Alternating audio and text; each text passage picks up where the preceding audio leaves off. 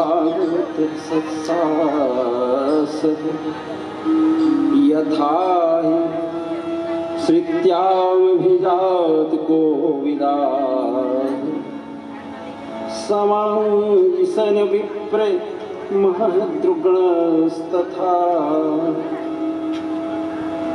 यः श्रद्धयैतद् भगवत्याणां पाण्डव सुतानामिति सम्प्रयाणं शृणोत्पलं स्वस्तयन् पवित्रं लब्ध्वा करौ भक्तिमुपैति सिद्धम्। उसके पश्चात समयानुसार समय गुजरता गया। भगवान कृष्ण द्वापर वापस लौटे, द्वारका वापस लौटे और वहाँ पर युधिष्ठिर जो है, कलयुग का आगमन हो चुका था। तो जब कलयुग का आगमन हुआ तब वहाँ नाना प्रकार के अधर्म, अन्याय, अत्याचार, लूट मार, डकैती, अपहरण, ये सब अत्याचार होने लगा। और भगवान भी अपने धाम उस समय चले गए थे। इसी बीच अर्जुन को युधिष्ठिर बोला कि जाओ भगवान कृष्ण को द्वारका में देख के आओ।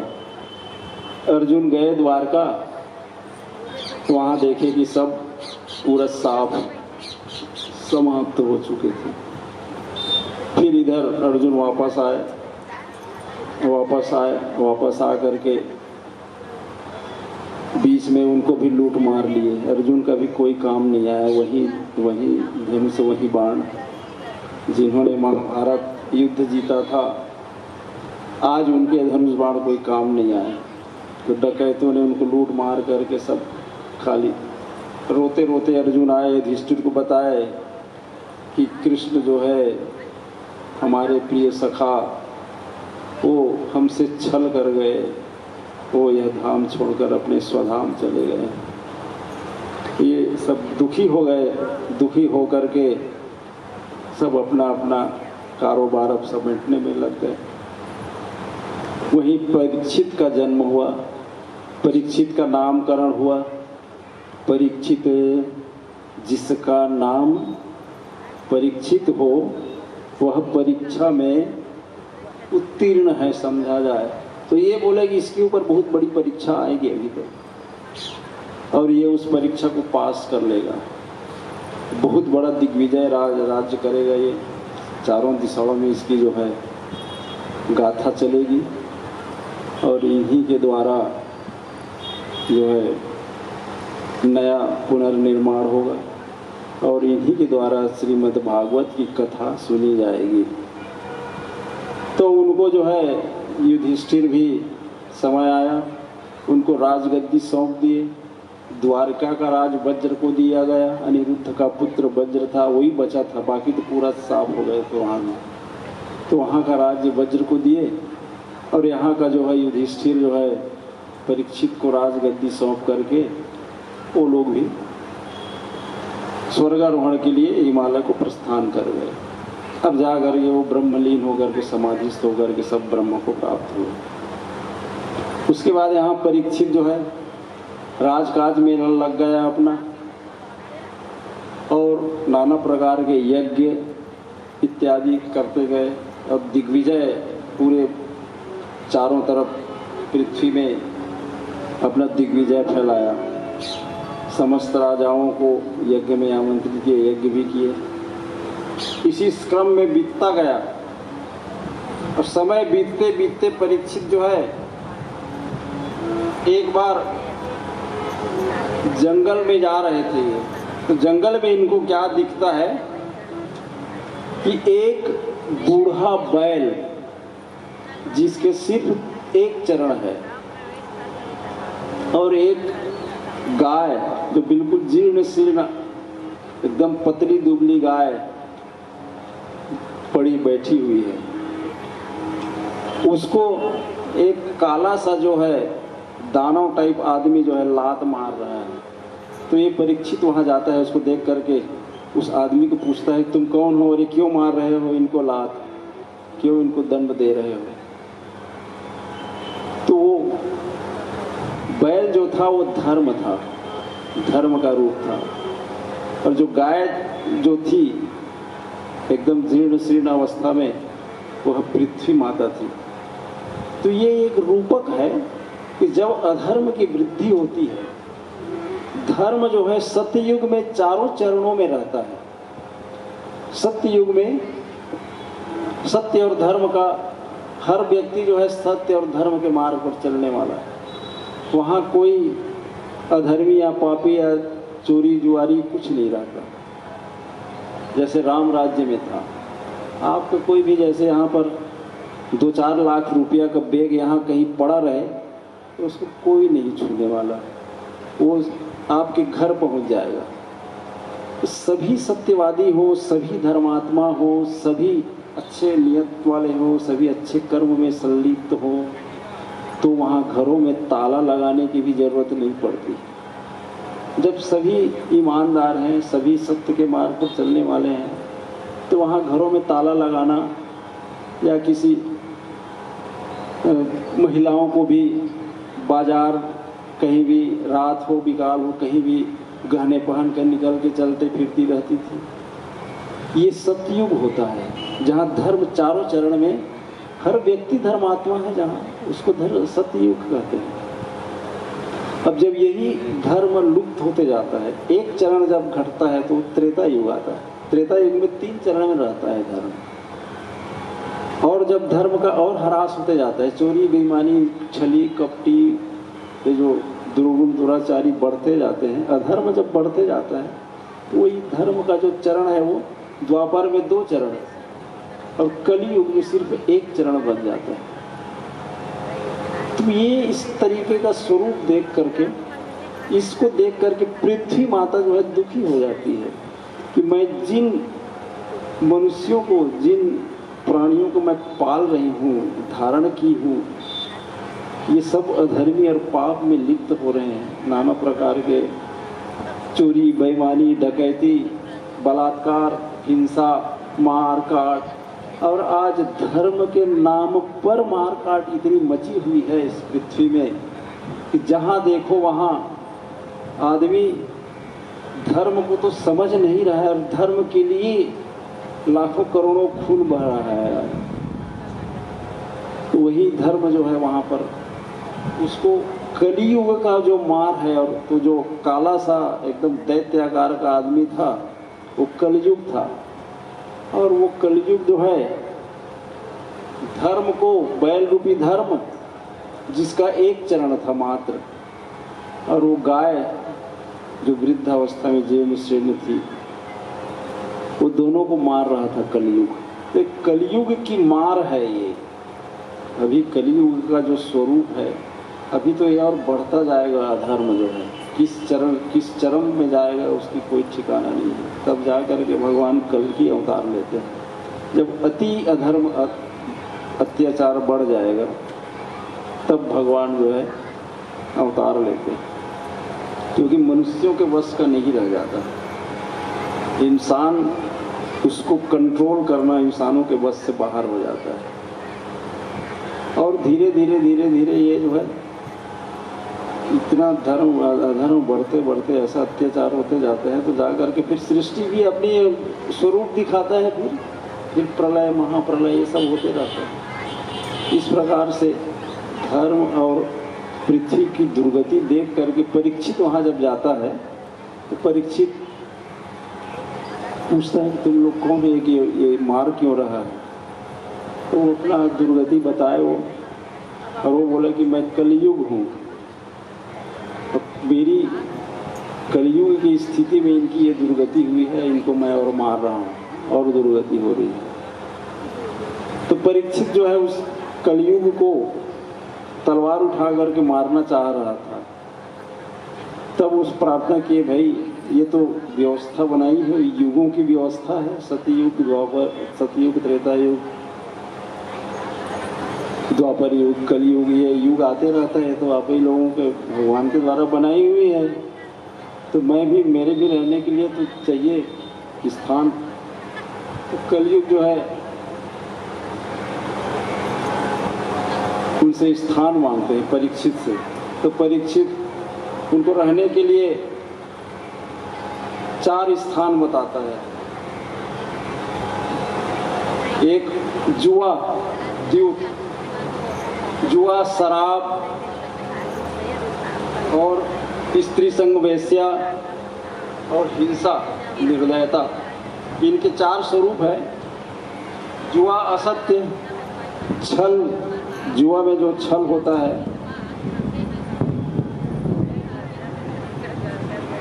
और शराब में मद है, और आसक्ति है, और हिंसा, निर्दयता है। ये 4 स्थान कलयुग को दिया परीक्षित ने कि तुम ये 4 स्थान में रहो। तो बोले कुछ और स्थान दो, तो जा बोले तुम सोना में भी रहो, धन दौलत में भी उसको डाल दिए, तो सोना में भी उसका एक स्थान हो गया। अब इस प्रकार से उसको स्थान दे करके छोड़ दिया। कलयुग को मारा नहीं, मारना था उसको। सूत जी पूछे सूत जी से समरन, अरे भाई कलयुग को मार क्यों नहीं दिए, वो खत्म क्यों नहीं कर दिए? बोले वैसा संभव नहीं है ना भाई, मार देते तो फिर ये युग का सिस्टम ही समाप्त हो जाता। कलयुग तो आना ही आना है ना, जाएगा कहाँ बेचारा। एक समय है, ये कालक्रम जो है, ये व्यवस्था बनी हुई है, ये हर युग। इसके बाद जब कलयुग समाप्त हो जाएगा तो फिर सतयुग आएगा, फिर वैसे युग जो है, चारों युग एक क्रम से चलते रहता है। ये चारों युग जो है 1000 बार जब चलता है, माने 4 युग ऐसे चलते 1000 जब हो जाता है तो ब्रह्मा का एक दिन होता है। ये काल वर्णन आगे सृष्टि वर्णन में आएगा। तो युगों का क्रम जो है वो चलते रहता है, इसको कोई रोक नहीं सकता। धर्म की जब सृष्टि की पहली निर्माण होती है तब पूरा धर्माचरण होते रहता है।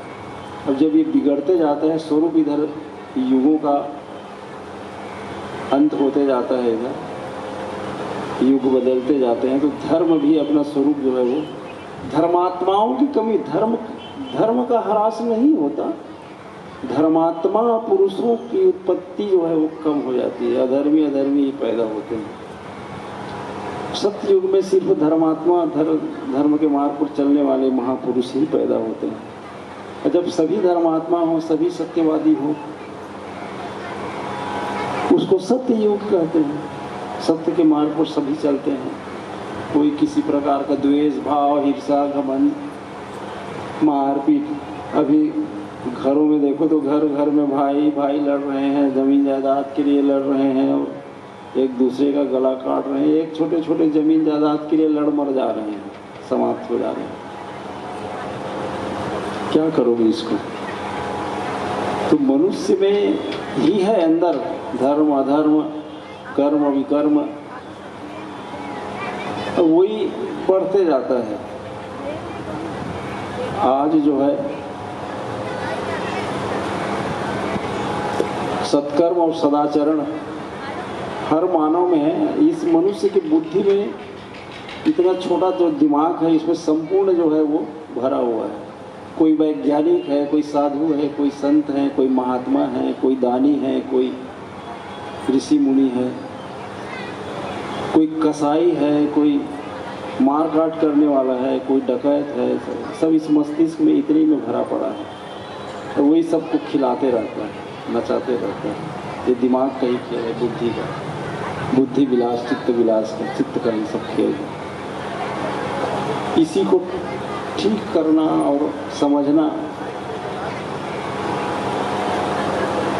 तो जब देखा परीक्षित कलयुग को छोड़ दिया, छोड़ नहीं था, तो जब वो एक सोना में भी उसको बांस दे दिया था, तो कलयुग जो है जा करके परीक्षित के सिर में बैठ गया, सोने में, मुकुट में। जब कलयुग मुकुट में बैठा तब अब उसका जो बुद्धि है वो घूम गई, उल्टा हो गई।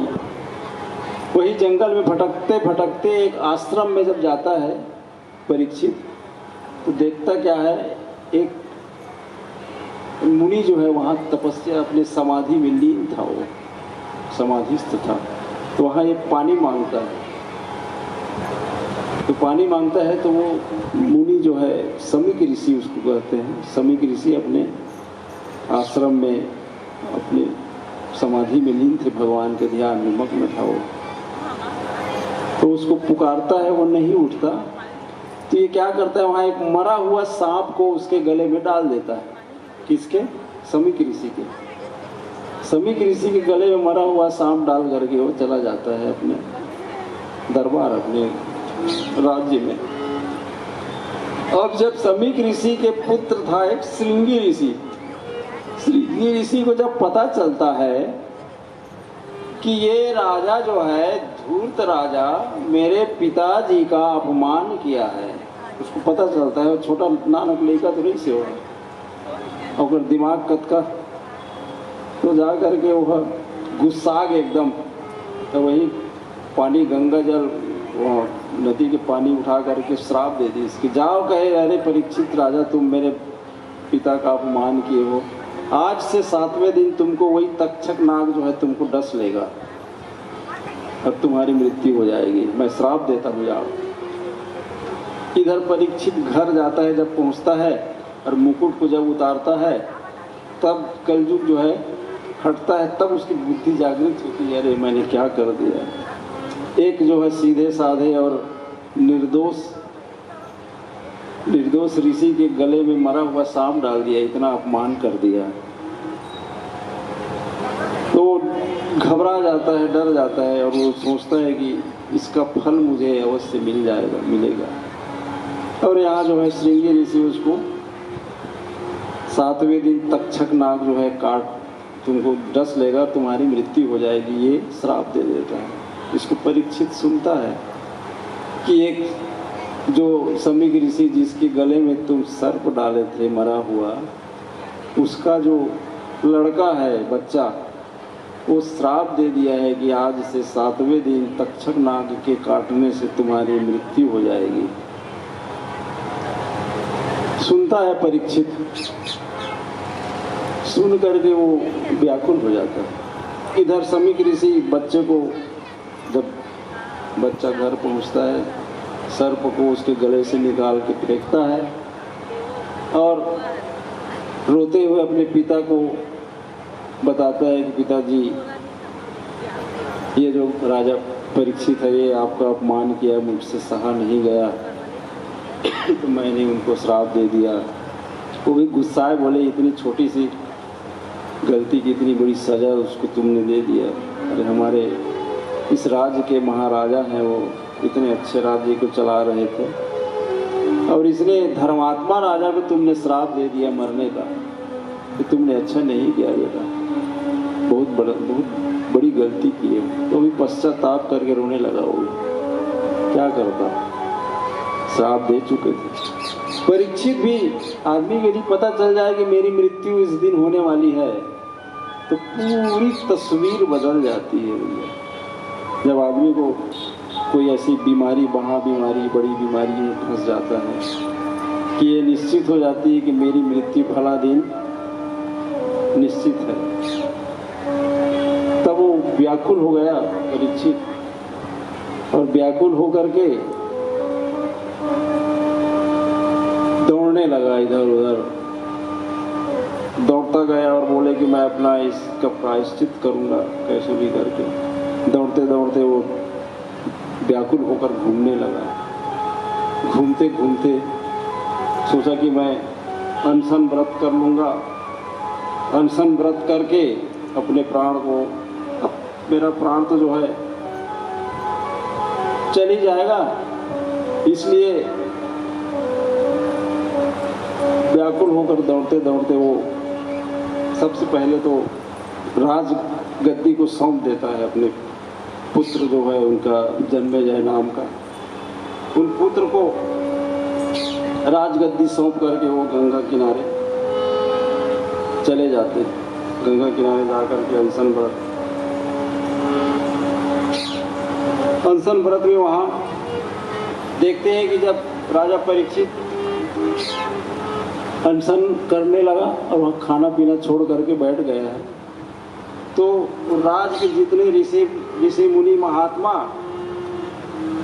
ये सब आते हैं, सब मिल करके उनको समझाने बुझाने वहाँ सब जमा हो जाते हैं।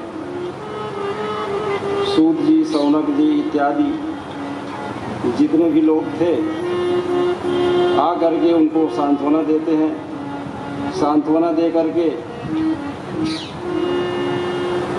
पूछते हैं कि अनशन क्यों कर रहे हो, क्या कारण है। तो जब आदमी को पता चलता है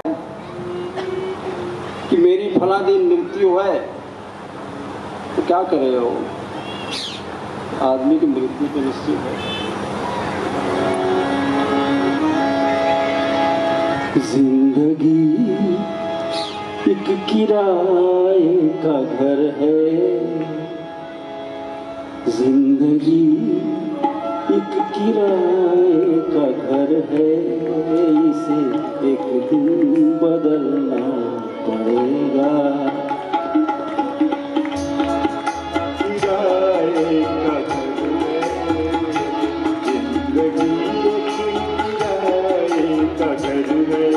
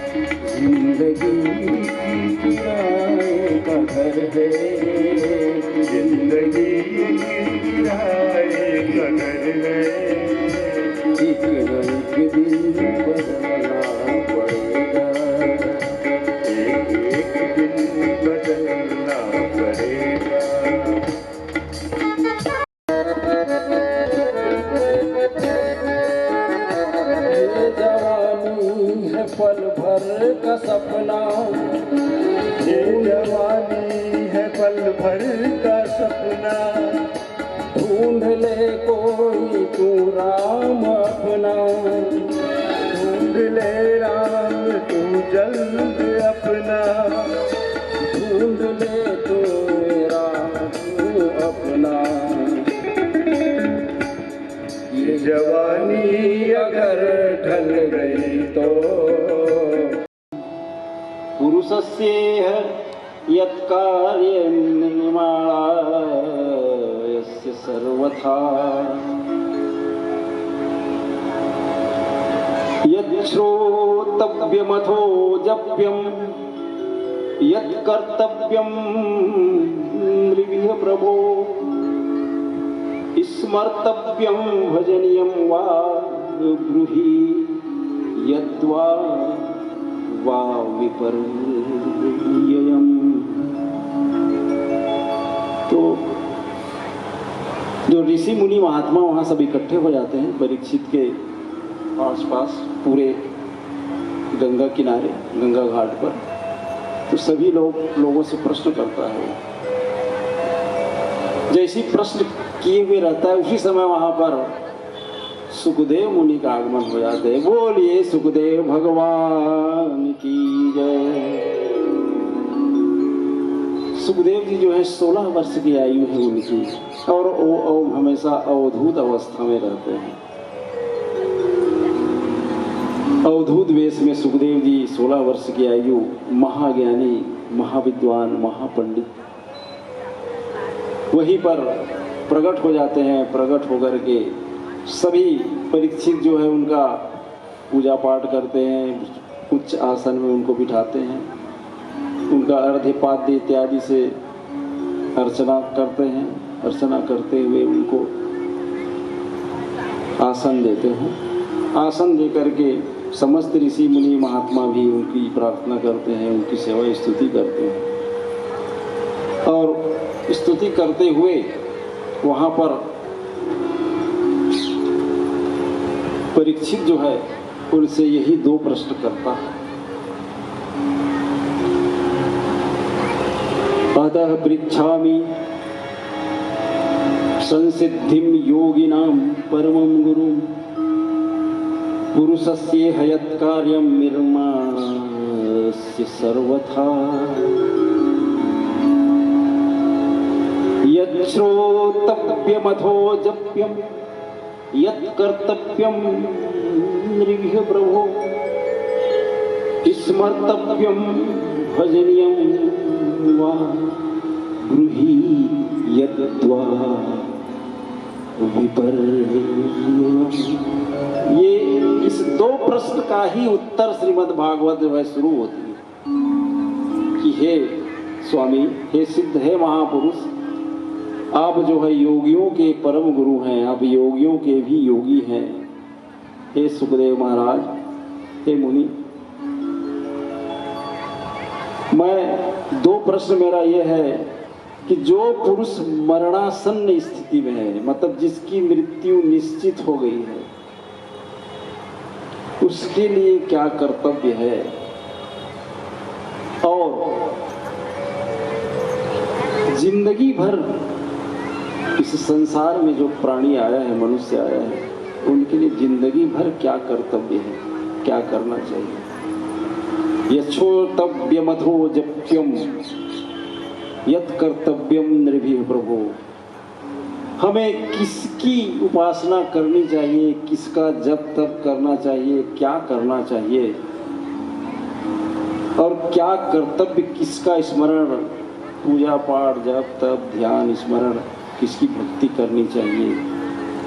ये मेरे 2 प्रश्न हैं प्रभु, इन 2 प्रश्नों का समाधान कीजिए। तब वहाँ पर सुखदेव मुनि जो हैं बताते हैं कि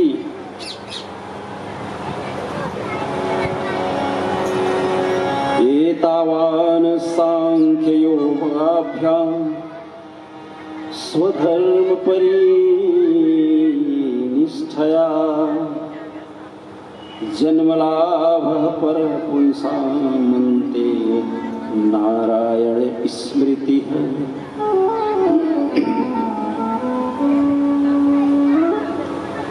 हे परीक्षित, तुमने जो है प्रश्न किया है, ये पूरे लोक, पूरे पृथ्वी के निवासियों के लिए बहुत ही उम्दा किस्म का प्रश्न है। ये वास्तव में इस प्रश्न से पूरे मनुष्य समुदाय का जो है वो समाधान निकल जाएगा। तो इस संसार में जन्म लेकर के जिसने भी जन्म लिया है, इस संसार में आए हैं, उनके लिए सबसे उत्तम जो कार्य है कि मृत्यु के समय हरि का, परमात्मा का स्मरण हो जाए। ये बहुत ही जगह जगह वर्णन आता है।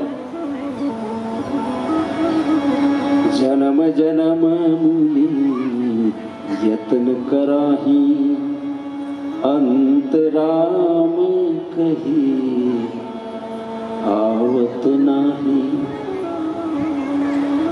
यम यम वापि स्मरण भावं त्यजन्त्यन्ते कलेवरम, तम तमेवैति कौन्तेय सदा तद्भाव भावितः। आदमी जन्म जन्मांतर में ये प्रयास में लगा रहता है कि मृत्यु के समय भगवान के नाम का याद हो जाए, भगवान की स्मृति हो जाए, भगवान का जप हो जाए, भगवान का तप हो जाए, भगवान स्मृति में बनी रहे। तो मरते वक्त जो स्मृति बनी रहती है वही उसका जन्म होता है। यदि आदमी सांप को सोचते हुए मर जाए तो सांप बन जाएगा। धन दौलत को सोचते हुए मरते हैं तो भिंगोरा में जा करके वो पड़ा रहता है कचरे के ढेर में। इसमें मृग की एक कथा आती है, जड़ भरत की। भरत जो है मृग को याद करते करते मृत्यु हो जाता है, तब उसको मृग की योनि में जन्म लेना पड़ता है। तो यम यम वाप स्मरण भावम तेजन तिंते कलेवरम, तम तमे वैति कौन्तेय सदा तद्भाव भाविता। जिंदगी भर उस परमात्मा में लीन रहो, परमात्मा में भगवत भक्ति में लीन रहो, ताकि अंत समय में भगवान का स्मरण आ जाए। भगवान कृष्ण जो है हमारे अंतःकरण में जागृत हो जाए। इस प्रकार से प्रयास जिंदगी भर करते रहो। एतावान सांख्य योगाभ्याम स्वधर्म परिनिष्ठया जन्म लाभा पर पुंसा बनते नारायण स्मृति। तो इस जन्म का जो परम लाभ है, परम कल्याण है और परम जो प्राप्ति है वह यही है कि अंत समय में भगवान की स्मृति बनी रहे। उस परमात्मा का जो है स्मरण अब होगा उनसे, जो जिंदगी भर स्मरण करेगा उसको अंत समय में ही आएगा। तो इसलिए काम जो है जब से पैदा हुआ है मनुष्य तब से शुरू हो जाए, और यदि वो जिंदगी भर भगवान का नाम का जप करता रहे, राधे राधे कृष्ण कृष्ण राम राम, जिस भी भगवान को, जो लक्ष्मी नारायण शंकर भोलेनाथ कृष्ण भगवान, जिसको वो समझता है, जिसमें उसका प्रेम है, उस भगवान को जो है पैदा होते हुए सिखाना चाहिए, बल्कि जिंदगी भर वो जपता रहे, जप करता रहे, भगवान के चरणों में सेवा लगाता रहे। तो वो स्मृति यदि अंत समय में बनी रहेगी तो हमारा जो है गति सुधर जाएगी। नहीं तो फिर इस जन्म का वह लाभ नहीं मिल पाएगा जितनी मिलनी चाहिए, क्योंकि है तो मनुष्य जन्म बहुत इम्पॉर्टेंट शरीर है, ये बहुत मुश्किल से मिलता है जन्म। दुर्लभो मानुषोदय, बहुत करुणा करके बहुत कठिनाई से मिलता है। जिंदगी भर करते रहो, कुछ भी करते रहो, देवता धामी बनते रहो। जैसे आदमी स्वर्ग की कामना के लिए पुण्य का जो संचय करता है, तो वो पुण्य श्लोकों में जा करके पुण्यात्माओं के साथ स्वर्ग के भोगों को भोगता है। उसके बाद जब क्षणे पुण्य मर्त्य लोकम विसंति, जब पुण्य क्षीण हो जाता है, समाप्त हो जाता है, तो फिर वो मर्त्य लोक में फिर आता है इसी भोग को भोगने के लिए।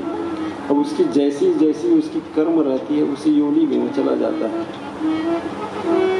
तो कोई जरूरी नहीं है कि दोबारा मनुष्य जन्म मिले। अरे भाई एक बार मिले है वाला उपयोग तो कर लो। यदि इस मनुष्य जन्म का उपयोग नहीं करेंगे तो दोबारा भगवान काबर दी, मैं मौका एक बार दिए रहे, अब दोबारा नहीं दूँ मैं। अब वैसा थोड़ा फिर करूँ, फिर चक्कर में पड़े, चक्कर काटते काटते जब तो नंबर आई तो मिल ही। अभी पृथ्वी में अनंत जीव है, संसार इस ब्रह्मांड में अनंत जीव है। इन अनंतों जीवों में कुछ लोगों को मनुष्य बनने का सौभाग्य प्राप्त हुआ है और हम इस सौभाग्य को खो दिए। तो इसके लिए जिम्मेदार कौन? भागवताचार्य जिम्मेदार है। हम तो बता दिए, शास्त्रों ने बता दिया कि तुमको करना क्या है, नहीं करना है, जैसा करना है तुम जानो, तुम्हारा काम जाने। परमात्मा सृष्टि की रचना कर देते हैं, सबको मनुष्य जन्म दे देते हैं, उनका काम हो गया। अब तुम जानो, तुम्हारा काम जाने, तुमको क्या कर्म के लिए स्वतंत्र। कर्मण्येवाधिकारस्ते मा फलेषु कदाचन। अब महाकर्म फल हेतुर्भु माति संगोस्तु विकर्मणि। ये श्लोक इतना विस्तृत है, इसकी व्याख्या। कर्मण्येवाधिकारस्ते, कर्म करने की तुमको अधिकार है। अधिकार शब्द है वहाँ, पूरी खुली छूट है। तुम जैसा करना चाहो करो। नंगा नाच नाचते हो तो नाचो, मेरे को कोई लेना देना नहीं है। फल मेरे हाथ में, माँ फलेषु कदाचन। फल में तुमको तेरा अधिकार नहीं है, फल मेरे पास है। तुमको करने के लिए स्वतंत्र छोड़ दिया हूं मैंने। किसी को नहीं रोकते, किसी का कर्म करने से भगवान जो नहीं रोकते। किसी को देखे रोकते? ये उन्होंने एक अपना पल्ला झाड़ लिया भगवान कि तुमको मैं कर्म करने में स्वतंत्र छोड़ दिया हूं, तुमको जो करना है, जो चाहो वो करो। फिर उसी का फल जो है वो पाते रहता है। माँ कर्म फल हेतुर्भु माते संगोस्तु विकर्मणि। और ऐसा भी नहीं है। अब देखो, कर्म का ही जाल है ये समस्त सृष्टि। कर्म में फंसा हुआ जीव जो है कर्मों के फलों को भोगता है। तो कर्म को ऐसा करो कि फल को भोगना ना पड़े, तब वही हो जाकर के निष्काम कर्म योग हो जाता है। तो कर्म जो है, सत्कर्म जो है, यह आदमी को निष्काम जब बनाता है। जब कर्म शून्य हो जाएगा तब ये जन्म मरण का चक्कर जो है वो समाप्त हो जाएगा, फिर आना नहीं पड़ेगा। अभी हम कर्म के फलों को भोगने के लिए आते हैं यहाँ, और कोई दूसरी कारण नहीं। ये सृष्टि के वर्णनों में और आएगी। तो इस प्रकार से जो दो प्रश्न हैं सुखदेव के, सुखदेव जी से दो प्रश्न जो परीक्षित किए, उन्हीं का वर्णन करते करते जो है सुखदेव महाराज जो है गीता, श्रीमद् भागवत महापुराण का वाक बताते हैं कि इस पुराण के श्रवण से 7 दिनों में तुम्हारी कल्याण हो सकती है, हो जाएगी। क्योंकि जितने भी भागवत का श्रवण किया है सब तदनुसार आचरण भी जरूरी है। ये नहीं कि सुन लिए, कल मैं काय बोले रहे हूँ, काला काला याद है, कौन को नहीं है, तो सब भुला गए, कहानी सुन के तेरे निकाल दिए हो। उसको रटना है।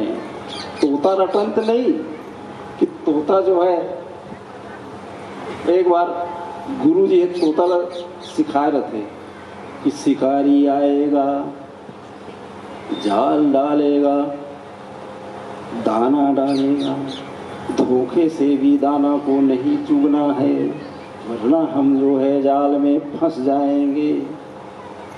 रोज पढ़ाए वाला ओकर गुरु है, तो तोता के जो गुरु रहे रोज वाला सिखाए। शिकारी आएगा, जाल डालेगा, उसमें दाना डालेगा, उस दाना को नहीं चुगना है, वहाँ खतरा है, फिर दूसरा दिन तीसरा दिन शिकारी आएगा, जाल डालेगा, दाना डालेगा। दाना को धोखे से नहीं चुगना है, नहीं तो फंस जाएंगे, खतरा है। ऐसी तोता रटन थे। ओकर बाद में शिकारी आते, जाल डालते और सब तोता जाके मुँह बैठते, बोलत रहते शिकारी आएगा, जाल डालेगा, दाना डालेगा, दाना को नहीं चुगना है। अब सब तोता बैठ जाते, जाल में फंस जाते। तोता रटते नहीं थे, शिकारी आएगा, जाल डालेगा, दाना डालेगा, दाने को नहीं चुगना, फंस जाए। और वो शिकारी पूरा तोता ला पकड़ के पिंजरा में ढर के ले जाते और तोता मन चिल्लाते रहते शिकारी आएगा, डालेगा, दाना डालेगा, दाने को नहीं चुगना, फंस जाएगा। ये मनुष्य की गति है। मनुष्य को बार बार भागवत कितने सुने हैं, कितनी रामायण पढ़े हैं, कितने ग्रंथों को पढ़े हैं, वेद शास्त्रों को पढ़ते रहते हैं, फिर भी फंसते जाते हैं। तो सुखदेव जी का कहना यह है कि भागवत सुनो तो एक बार सुनो तो ऐसा सुनो कि दोबारा सुनने का मौका खत्म हो जाए। अब यहाँ पर सुखदेव जी जो है उन्हीं दो प्रश्नों के उत्तर देते देते कहते हैं कि हे परीक्षित, इसमें अब इस सृष्टि से अपन को, इस चक्र से निकलने का जो कैसे उस परम धाम परमात्मा तक पहुंचना है, इसका उपाय। तो जो सबसे जो उग्र ऋषि मुनि महात्मा है, एक हमारे रायगढ़ में सत्यनारायण बाबा बैठे हुए हैं, प्राय कुछ लोग जानते होंगे या नहीं जानते होंगे। तपस्वी कैसे होते हैं जा कर के देख लीजिए, वहाँ नहीं देखे हो तो जाकर जरूर देखिएगा। वो जो लगभग आज से 26 साल पहले, कोई देखे हैं क्या यहाँ से? देखे हैं ना? जरूर एक बार उनसे उनको दर्शन कीजिए। उन्होंने सिद्धियां हासिल कर ली है, भूख प्यास शौच, ये सब को सिद्ध, उस प्रकृति को सिद्ध कर लिया उन्होंने। वो उनको उन पर अटैक नहीं कर सकते। भूख प्यास नहीं लगती, शौच मल मूत्र त्याग नहीं करते, वर्षा पानी बरस रहा है उनसे वो उनको कोई असर नहीं है। बैठे हुए हैं, जो बैठे हैं तो बैठे ही हैं। पानी गिरता है, बर्फ गिर रहा है, आग बरस रहा है, ठंड है, कुछ भी है, हवा है, तूफान है, गर्रा, कुछ भी है, वो बैठे हैं तपस्या में। ऐसे तपस्वी हमारे आज कलयुग में देखने को मिल गया। ये सौभाग्य भी है। ये जरूर देखिए एक बार रायगढ़ में। अब हम लोग तो जाते रहते हैं, हमारे यादव जी उनके शिष्य हैं, ये हमेशा वहाँ हर महीने 2-4 बार जाते रहते हैं, दीक्षा लिए हैं लोग। तो ये सिद्धियाँ मिल जाती है इस शरीर को, इस मनुष्य को। तो ऐसे जो सिद्ध महापुरुष हैं वो भगवान का ध्यान करके समाधि में लीन होकर के सीधा इस चक्र भेदन की कृति है, बहुत कठिन मार्ग है वो, ध्यान और समाधि योग। उस योग समाधि से इसका वर्णन आगे और आएगा। उसमें से सीधा ब्रह्म को सीधा पहुँचते हैं वो। ये सद्यो मुक्ति कहते हैं इसको। आदमी यदि ठान ले कि मुझे भगवान को प्राप्त करना है, खत्म बात, चाहे जो कर लो, ये एक दृढ़ इच्छा शक्ति होती है। आदमी को उस तत्व तक पहुंचाने का या अपने लक्ष्य तक पहुंचाने का एक दृढ़ इच्छा शक्ति और दृढ़ मनोबल ये होना जरूरी है। तब जा कर के वो उग्र तीव्र संवेगा नाम आसन्न, तीव्र संवेग भयानक, माने मुझे भगवान को प्राप्त करना है, तो फिर संसार से उसका संबंध जो है वो खत्म हो जाता है और भगवान में लीन हो जाता है। संसारिक कर्म करता रहेगा वो, जैसे महाराज जनक वगैरह है, ये सब विरक्त गृहस्थ संत और विरक्त संत, जो विरक्त हो जाते हैं वो सीधा समाधि लगा करके ब्रह्म को प्राप्त कर लेते हैं। ये वो दूसरे जो क्रम से छोटे मोटे पुण्य किए स्वर्ग लोक में गए, स्वर्ग लोक से थोड़ा ऊपर गए, फिर ऊपर गए, फिर ब्रह्म लोक गए, ब्रह्म लोक के साथ शांत हुए, फिर पैदल लिए, फिर तो नाना जन्मों में धीरे धीरे बढ़ते वो उस परमात्मा तक पहुंचते हैं आखिर। लेकिन शुरुआत तो करना पड़ेगा। अब हम चलना शुरू नहीं किए हैं तो वहां तक पहुंचेंगे कैसे? पहले इच्छा शक्ति पहले जरूरी है कि हम भगवान को प्राप्त हमें करना है, हमको जाना, हमारा उद्देश्य वही है। हम भटक रहे हैं माया मोह के चक्कर में, पहुंचना वही है। चाहे ये न प्रकार जितने भी प्रकार की क्रियाएं हैं, जितनी प्रक्रियाएं हैं, ये सब के सब भगवान के चरणों में भक्ति लगाना और उसके धाम में पहुंचाना ही है। अब तुम पहुंचो या तुम्हारी इच्छा। तो जो मैं कर्मों का जो रहस्य बताया यही है, आदमी तो स्वतंत्र है, करना चाहे तो करे और उस परमात्मा तक पहुंच सके। तो ये सुखदेव जी बताते हैं कि मोक्ष प्राप्त करना है तो मोक्ष का मार्ग क्या है? मुख्य है ईश्वर भक्ति, तीव्र ईश्वर भक्ति, तीक्ष्ण ईश्वर भक्ति, तीव्र संवेग, बहुत स्पीड। बम्बई जाना है तो या तो जेट से जाओ तो 1 मिनट में पहुंच जाओ, जेट विमान जो बहुत स्पीड में चलते हैं। और पैसेंजर गाड़ी में जाना है तो छुक करके थोड़ा देर ही पहुंचे। पैदल जाना है तो और ज़्यादा टाइम लगे। हाँ, लेकिन चलना, अब स्पीड कितनी रखनी है ये हम पर निर्भर है। ये भगवान ने हमको स्वतंत्र। और ये मत सोचिए कि भगवान कर ही तो हम करवो भगवान नहीं। भगवान, जब तुम भगवान की तरफ देखोगे तब वो देखेंगे। जब हम भगवान के लिए हम दर्शन नहीं है, दृष्टि नहीं है तो काला देखो। तो यहाँ सृष्टि का जो वर्णन है थोड़ा कठिन है, समझिएगा। थोड़ा सा लेकिन थोड़ा बताए तो पढ़ी। मूल चीज ये है, बार बार आई है भागवत में। सृष्टि का ये पूरी सृष्टि जो है पहले लीन रहती है। लीन होती क्या है? ये परमाणु में बदल जाता है। ये सब वस्तु है जितने सब दिख रहे हैं, हम सब बने, ये सब परमाणु से ही बने हैं। ऊर्जा तो ये परमाणु और वस्तु भी ऊर्जा में बदल जाता है। जैसे परमाणु बम जो बनते हैं ना, तो उसमें वस्तु जो है वो ऊर्जा में बदल जाती है। तो वैसे ही जब सृष्टि लीन होता है, ईश्वर में लीन हो जाता है तो शून्य रहता है, कुछ नहीं। परमाणु में ऊर्जा में बदल जाता है, कुछ नहीं रहता, शून्य रहता है। अब जब सृष्टि की रचना करनी होती है, भगवान सृष्टि की रचना क्यों करते हैं? ये जीवों का, मनुष्य जब मर के जाता है इस संसार से तो उसके कर्म जो है वो भरे हैं, चित्त में भरे रहते हैं। जो कर्म हम करे हैं ना, ये कर्म चित्त में भरा रहता है। वो उसी को कर्माशय कहते हैं। कर्म का वास स्थान, जो हम कर्म किए हैं ना, ये चिपका रहता है, वो नहीं छोड़ता, वो साथ जाता है। धन दौलत तो छूट जाएगा, हमारा किया हुआ कर्म वो साथ जाता है। तो ये जो किए हुए कर्म है ये हमारे चित्त में भरा रहता है, कोठी में जैसे धान भरे रहते हैं उसे। तो ये जो है कर्म जो है ये फल देने को आकुला जाता है, व्याकुल होता है। अब सृष्टि लीन है, कुछ नहीं है। अब जन्म दे तो तब जा करके ईश्वर जो है परमात्मा इस जीवों के कर्मों को भोगाने के लिए संसार की रचना करनी पड़ती है।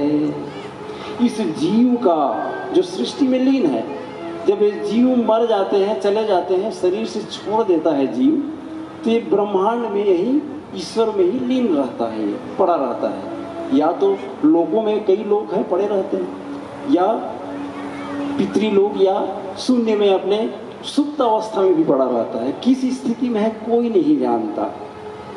ये है कि जीवात्मा रहती है, सुप्त अवस्था में रहे, लोकों में रहे, स्वर्ग लोक में रहे, नरक लोक में रहे, किसी भी लोक में रहे, ये जीवात्मा वहाँ पड़ा रहता है। तो इस जीवात्माओं का जो कर्म है वो पक जाता है। जब कर्म पकता है तो वो फल देने को आकुलाता है, व्याकुल हो जाता है कि मैं तत्काल फल दूं। तो उस कर्मों के फलों को भुगताने के लिए ईश्वर को जीवों की रचना, जीव को उत्पन्न करने के लिए सृष्टि की रचना करनी पड़ती है। क्यों रचना करनी पड़ती है सृष्टि पृथ्वी की? जीवों को उत्पन्न करने के लिए। पृथ्वी नहीं रहेगी तो जीवों को कहाँ उत्पन्न करेंगे परमात्मा? तो वो क्या करते हैं फिर सृष्टि की रचना। तो ये जो मूल प्रकृति कहते हैं इसी को, जब ये शून्य में लीन रहता है ना, उसी को मूल प्रकृति। ये प्रकृति अलग है और ये परमात्मा शुद्ध चैतन्य तत्व तो वो अलग है। तो ये जब परमात्मा के ज्ञान का प्रकाश जब इसमें पड़ता है प्रकृति में, तब ये क्षोभ होता है इसमें। तो 3 गुण होते हैं, सत्व रजस और तमस। तीनों गुणों का जो समान परिणाम है, साम्यावस्था है, उसको मूल प्रकृति कहते हैं। थोड़ा कठिन हो रही। और जब भगवान के ज्ञान का प्रकाश जब इस मूल प्रकृति में पड़ता है, तब ये फिर विकृति होना शुरू होता है। तब जा करके सबसे प्रथम विषम परिणाम, अभी तो सम परिणाम, मूल प्रकृति माने सम परिणाम। परिणामवाद का सिद्धांत है। ये परिणाम होते रहता है, परिवर्तित होते रहता है, ये सृष्टि बदलते रहता है, अपने मूल स्वरूप में जाएगा, मूल स्वरूप से फिर स्थूल में आएगा, स्थूल से फिर मूल में जाता है। तो ये जो मूल स्वरूप है, मूल प्रकृति है, उसमें जब क्षोभ होता है तब ये महत तत्व की प्रथम उत्पत्ति है, जो महती चित्त कहते हैं। उसके बाद में ये 5 सूक्ष्म भूत, सूक्ष्म तत्व हो, शब्द स्पर्श रूप रस और गंध, ये 5 तत्व। इससे 5 स्थूल भूत, 5 तत्व जिसको कहते हैं, आकाश, वायु, अग्नि, जल और पृथ्वी, ये 5 तत्वों का निर्माण होता है। 5 सूक्ष्म और 5 स्थूल। और इन्हीं को ग्रहण करने के लिए शरीर बनाया। शरीर जो बनता है ना, तो इस शरीर में फिर ये 5 इंद्रियां और 5 ज्ञानेंद्रियां, 5 कर्म इंद्रियां ये बनाते हैं। इस प्रकार से पृथ्वी को रच करके जीवों को वे परमात्मा जो है वो उत्पन्न करना शुरू करते हैं। तो प्रथम जब सृष्टि की प्रथम उत्पत्ति जब होती है, तो भगवान नारायण जो है मूल स्वरूप से नारायण रूप में आते हैं और क्षीर सागर में शयन करते हैं। जब भगवान नारायण क्षीर सागर में शयन करते हैं तो उनके नाभि कमल से, नाभि से कमल पुष्प निकलता है। अब पृथ्वी बना चुके भगवान के द्वारा, पृथ्वी बन गई, पृथ्वी बन गई, सूर्य बन गई, ये सब बन गया, ठीक है ना। पहले पृथ्वी सूर्य बनाना पड़ेगा। उसके बाद प्रथम मानव उत्पत्ति जो है नाभि कमल से, नाभि से कमल फूल निकलता है। कमल फूल कद का बढ़ रहे थे वो, ये बिलासपुर से बड़े है ना, वो छोटे मोटे कमल फूल न हो, ऐसे जन समझे नानक कमल फूल। तो भगवान के नाभि से निकले हुए कमल बहुत बड़े, बिलासपुर से भी बड़े। वहाँ जो है ब्रह्मा की उत्पत्ति होती है। सर्वप्रथम जो है इस सृष्टि का प्रथम पुरुष वो कौन है? ब्रह्मा जी। प्रथम उत्पत्ति मानव की अब शुरू होगी। अब जो है ब्रह्मा जी जो है कमल फूल में उत्पन्न हुए। अब वो विचार करने लगे कि मैं कौन हूँ, कहाँ है, कैसा है, क्या है। ये विचार करते करते सोचने लगता है कि मेरा वास स्थान, अब अकेला आदमी डर रहा है, लगी ना भाई, वो कुछ नहीं दिखा थे, पूरा सृष्टि कुछ नहीं, शून्य पृथ्वी के पहले तो कमल फूल में आई सो ब्रह्मा जी। तो देखिए चारों का तो कुछ नहीं है। अब देखिए मैं कहाँ पैदा हुए हैं, तो कमल फूल, कमल के नाल मले हुआ है, नीचे पकड़े कई सालों तक नीचे गई, कोई था नहीं मेरे से कि मैं कौन हूँ, मेरे उत्पन्न करने वाले कौन है, मैं कहाँ से आया हूँ, क्या करूँगा मैं, वो दिमाग होकर घूम गए, पगला गए वहाँ। अंत में खोजत थक गए तो वापस फिर वहीं चल दी। तो वापस जा करके तपस्या में लीन हो गए।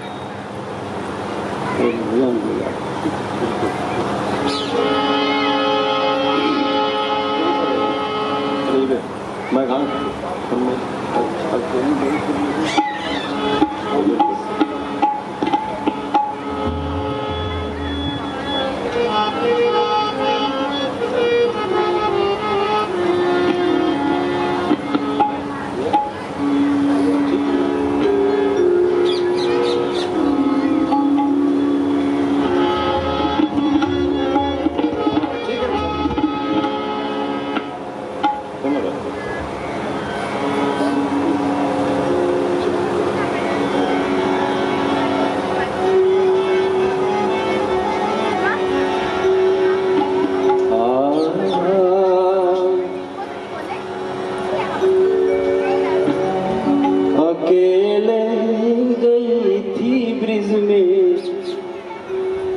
कोई नहीं था मेरे संग में, अकेले गई थी ब्रिज में, कोई नहीं था मेरे संग में, मोर पंख वाला मिल गया है, मोर पंख वाला मिल गया।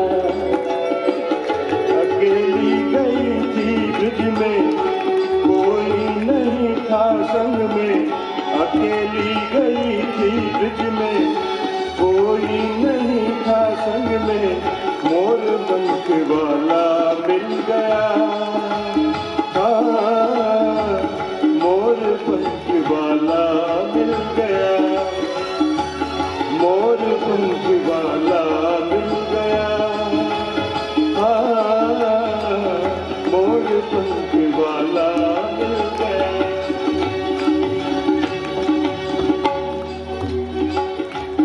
अकेले गई थी ब्रिज में, कोई नहीं था मेरे संग में, पंख वाला मिल गया है, मोर पंख वाला मिल गया। मोर पंख वाला मिल गया। हाँ, मोर पंख वाला मिल गया।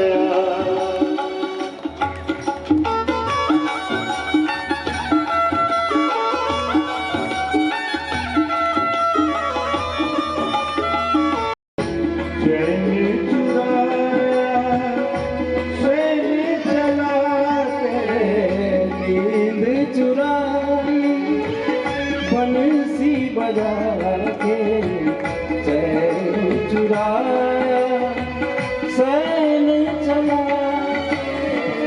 लगी आश मेरे मन में, गैया थी मैं वृंदावन में, बांसुरी वाला मिल गया है, बांसुरी वाला मिल गया। बांसुरी वाला कोई नहीं था मेरे संग में, मोर पंख वाला मिल गया है, मोर पंख वाला मिल गया। वाला मिल गया है, मोर पंख वाला।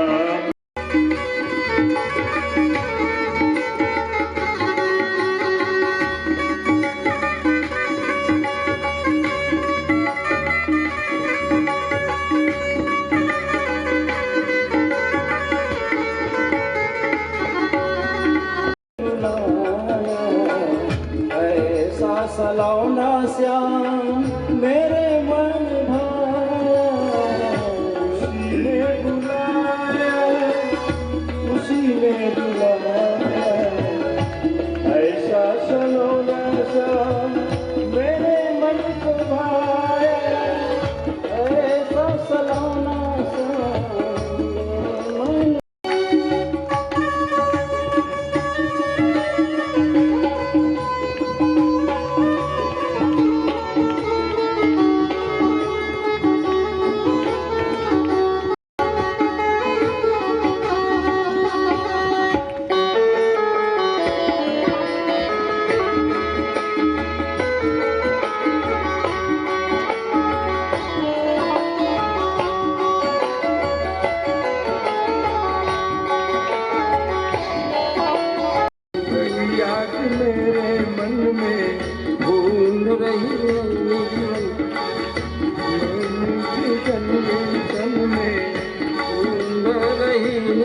मन में गोरे वाला मिल गया, मोर पंख वाला मिल गया। जय जय जय श्री राधे। अब यहाँ है सबसे मुख्य जो प्रश्न है, इन सब प्रश्नों का प्रभु मुझे उत्तर दीजिए। और भी बहुत सारे प्रश्न हैं, उस सब प्रश्नों का नाना प्रकार का विधि विधान से और बिल्कुल प्रामाणिक तथ्यात्मक सैद्धांतिक रूप से उनका जो है उत्तर देते देते भागवत की रचना होती है। यहाँ जब ब्रह्मा जी उत्पन्न हुए, भगवान को खोजते खोजते नहीं मिले, तब जा करके वो तपस्या में लीन हो गए। नीचे से ऊपर तक के वो खोजते रहे, नहीं मिले। बाद में जब भगवान में वो लीन हो जाते हैं, तब जा करके भगवान उनको लगभग 1000 वर्ष तक वो तपस्या करते रहते हैं। 1000 वर्ष तक जब वो तपस्या किए, तब भगवान उनको भी प्रकट होते हैं, दर्शन देते हैं। दर्शन दे करके फिर वो उनके द्वारा चतुश्लोकी भागवत का वर्णन मिलता है इसमें। ये चतुश्लोकी भागवत जो है पूरे भागवत का सार है, उसका वर्णन।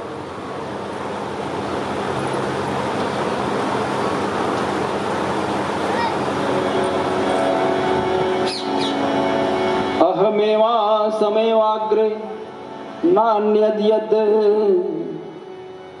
सत्परम पश्चादहं यदेतच्च यो वशिष्यते सोऽहम्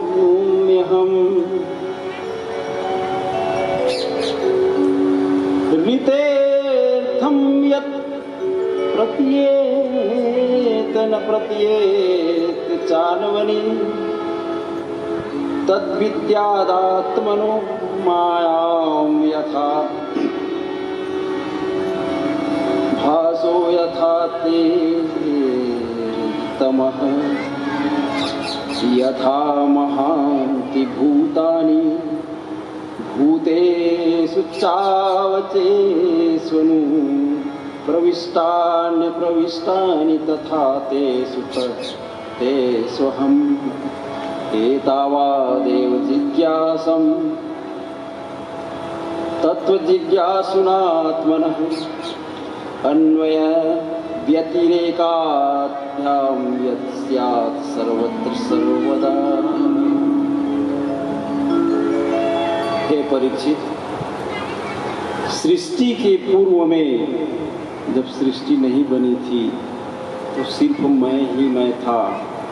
मुझ में यह समस्त ब्रह्मांड जो है वो समाहित था, और जब मैं इनको उत्पन्न करता हूँ, तब ये दृष्टिगत होते हैं और कार्य रूप में परिणत होते हैं।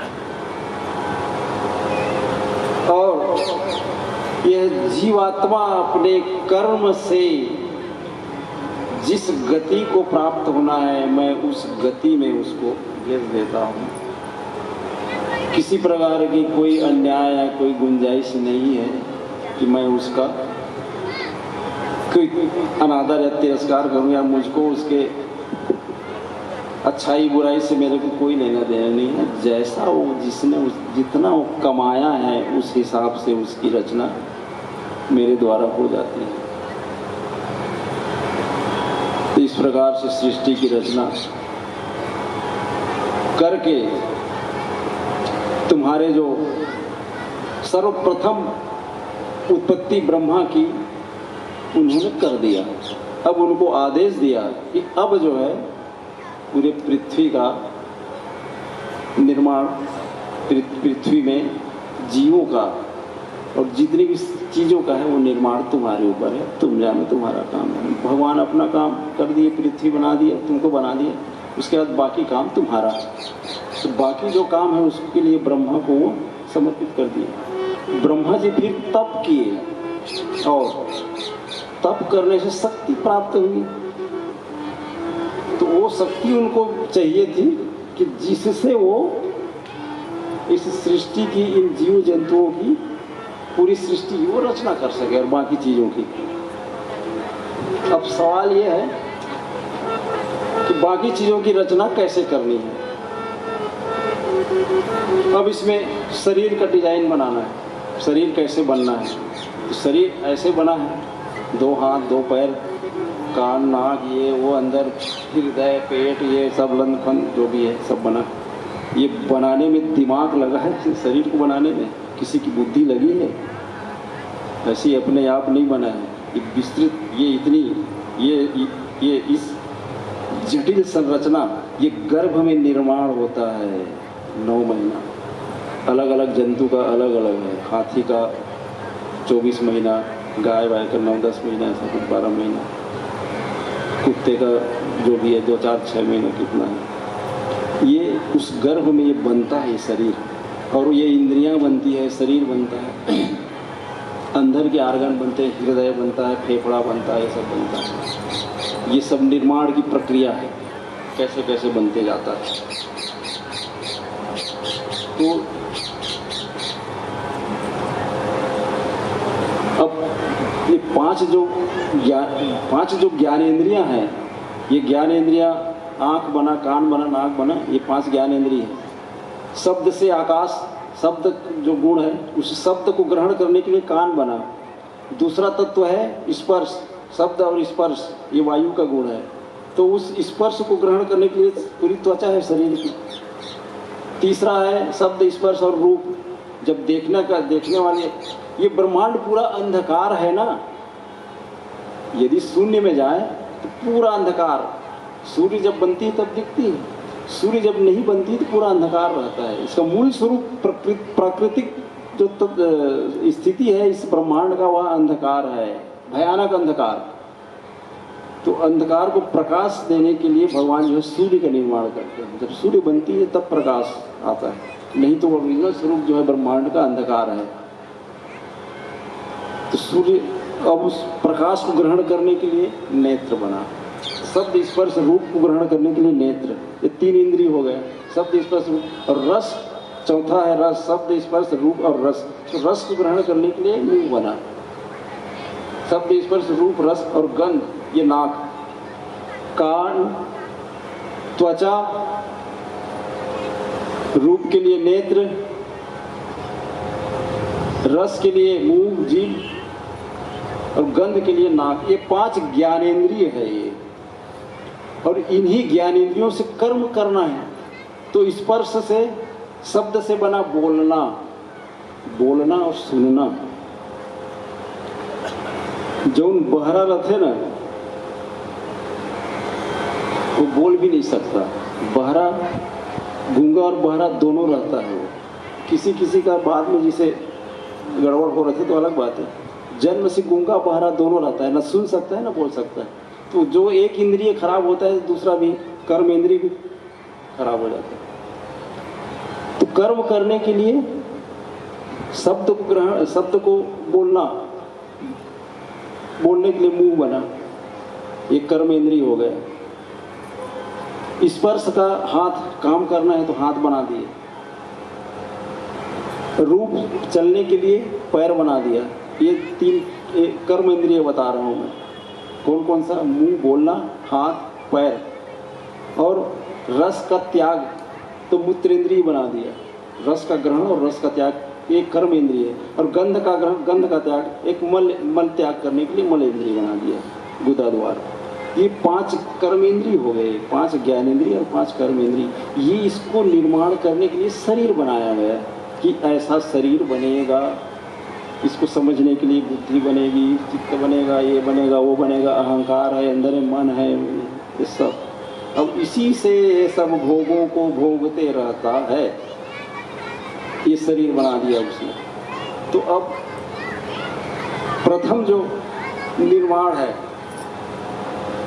ये इंद्रियों का निर्माण और ये सब, तो 5 स्थूलभूत जो पंचरचित, यह अधम शरीर बोलते हैं ना, 5 तत्वों से बना शरीर। यही तो 5 तत्व है जो ये शरीर में भी आया है और ब्रह्मांड में भी है।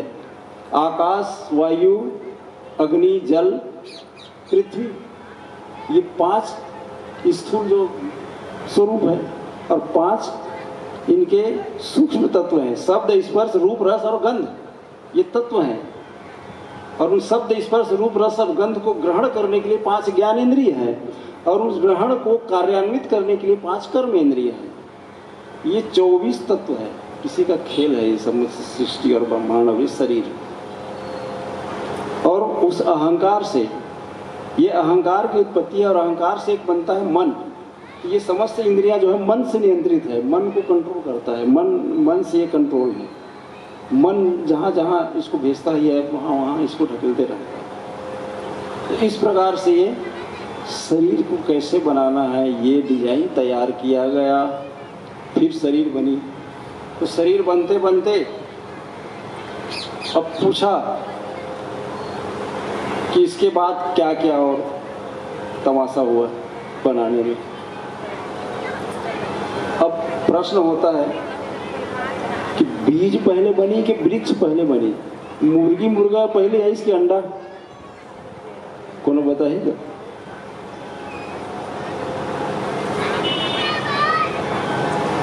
तो मुर्गा मुर्गी अंडा बना दी माले भगवान पहले, तो ओकर लिए सेबर वो तो चाहिए, मुर्गा मुर्गी चाहिए। तो अंडा क्रियान्वित नहीं हो सका, इसलिए मुर्गा और मुर्गी को बनाना पड़ा। तो सबसे पहले मुर्गा और मुर्गी ही बना। उसमें एक ठन नहीं, मुर्गा और मुर्गी दोनों। तो नर और मादा दो उत्पन्न करना पड़ता है, एक ठन नहीं। तो जितनी नर उतनी मादा, ये प्रकृति का ऐसा बुद्धि। देखिए उस प्रकृति की बुद्धि नहीं है, उस प्रकृति को चलाने वाले का जो बुद्धि है वो काम करता है। तो जरूर कोई ना कोई चलाने वाला तो है इस सृष्टि, इस ब्रह्मांड की, इस व्यवस्था को रचने वाला। अब बीज पहले है इसके वृक्ष, तो उसमें बीज पहले आता है, कारण पहले है। वृक्ष का कारण क्या है? वृक्ष बीज का निर्माण किया गया। तो ये सब निर्माण की प्रक्रिया और विस्तृत वर्णन सुनाने के लिए सुखदेव जी परीक्षित को कहते हैं कि हे परीक्षित, मैं ये जो वर्णन है ये विदुर और मैत्रेय के संवाद के रूप में जो हुआ था उससे मैं बता देता हूँ। तो मैत्रेय ऋषि जो है वो विदुर जी से मुलाकात होती है उनकी। विदुर जी घूमते घूमते पहले तो वो अपने हस्तिनापुर में रहे। हस्तिनापुर में वो विदुर जी धृतराष्ट्र के पास गए। धृतराष्ट्र को बोले, अरे जूठा खा खा के तय जियत रही बाबू, तब तय जा जंगल उंगल में चल दे। जब सब खत्म हो गए, संपन्न हो गए, तो विदुर जी तो कुछ बचे नहीं है। युधिष्ठिर को राजगद्दी मिल गया, युधिष्ठिर गद्दी में बैठ गया। तो युधिष्ठिर जो है अब मालिक तो युधिष्ठिर हो गया, दुर्योधन और सब धृतराष्ट्र वो तो सब समाप्त हो गए। तो तय है युधिष्ठिर के वही मतलब तय मरवाए। अब आज तय होकर जूठा खाते पड़े रही कहीं लतखोर टाइप के। तो जा अब मरे के उपाय लगा ना, तो जा डोकरा डोकरा संन्यास ले, वानप्रस्थ ले, हिमालय विलय में जाके भगवान की तपस्या उपस्या करो, निकल जा। यहाँ तो पड़े रही तो जूता लात पड़ी अब हो गए, बहुत कड्डा रहता है नाश। बहुत समझा रही से बोले धृतराष्ट्र कि एक दुर्योधन जैसे दुष्ट पुत्र के मोह में फंसे रही तो तुर सर्वनाश हो जाएगी, पूरा खत्म हो जाएगी, खात्मा। तो तय है ये सब धंधा छोड़, अब तय जा तो काम निपट गए, पूरा समाप्त। तो वही कर डरी ना धृतराष्ट्र, अंधा अंधा अंदर से भी अंधा रही से पूरा कैसो करके चाहतीस तो रोक सकत रही से महाभारत युद्ध लड़, लेकिन अंधरा के अंदर रही सो है। अब बोला भोगना रही से, सब होना रही से, जत्का धर्मी सब नाना प्रकार के पापात्मा जीव सब नाश कर रहे हैं। सब भगवान तो पहले बोल रही से कि सब मारे हुए हैं इनको। अर्जुन तुम सिर्फ एक निमित्त हो, कारण हो। ये सब मरे हुए हैं, इनको मैं मार चुका हूँ, पहले इनको मार डालो। ये प्रकार से सब घटना होना रही से। अब जा करके वो धृतराष्ट्र जो ने सोची इसके नहीं, अब बहुत बेकार है जिंदगी, अब कुछ तो बचे नहीं है, चलो यहाँ से। तब वो निकल गए। उन्हें विदुर जी भी निकल गए। विदुर जी जा करके अपन तीर्थाटन वगैरह, योग साधना, समाधि योग, भगवान के भजन में लीन हो गए हो। अभी धृतराष्ट्र भीमन अपन गांधारी सहित रात में निकल गए। युधिष्ठिर वगैरह भी सब निकल गए। एकदम विदुर जी से वो जा करके मैत्री ऋषि के पास जाते रहते और उनके पास ज्ञान लेते।